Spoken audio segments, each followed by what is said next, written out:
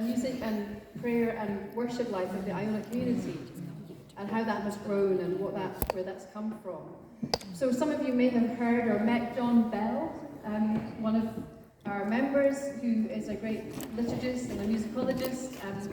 And I guess what John and his colleague Graham, who sadly died a couple of years ago, did from the 1980s onwards was to empower particularly young people in Scotland and throughout then the rest of the UK and worldwide to find their voice. And I know that word lands really profoundly here.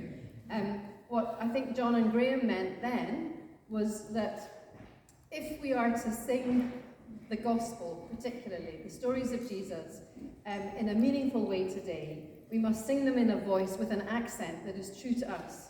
So they rewrote, they wrote hymns based on lived experiences of young people in Scotland and often on Iona at youth camps, and wrote them to some of the well-known folk tunes. Now the folk tunes, interestingly, obviously are part of our oral culture, our oral tradition, so they would have come often from a pre-Christian era, and they would be songs that would be familiar within the folk music scene and within the streets and the cities and the towns and the villages of Scotland.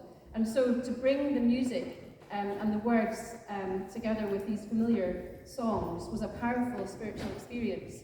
And I think they would also say that it was a political experience, that they wrote poetry, i.e. songs, to this music, which spoke of the real lives of people here. So just one example to illustrate, and then I'll stop, would be that every Tuesday night in Iona, in the Abbey, we have, which is the monastery there, we have a service of prayers for healing.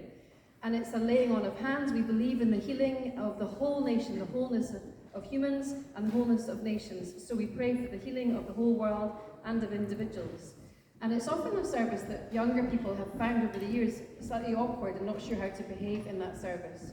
And so they would often avoid it. And often the hymns that were sung were theologically fairly remote.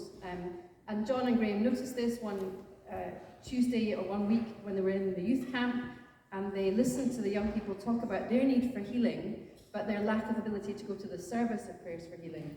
And so they wrote a hymn to the tune of, I think it was Ye Banks and Braes o' Bonnie Doon, very familiar tune. And it was the words, "We cannot measure how you heal."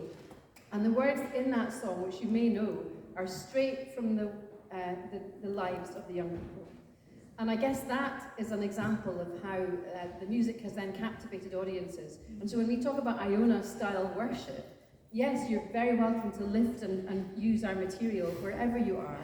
But really, Iona-style worship is finding your language to speak your truth to God. And that's the most authentic Iona-style worship. And I can hear John's voice ringing in my ear when I say that. I think.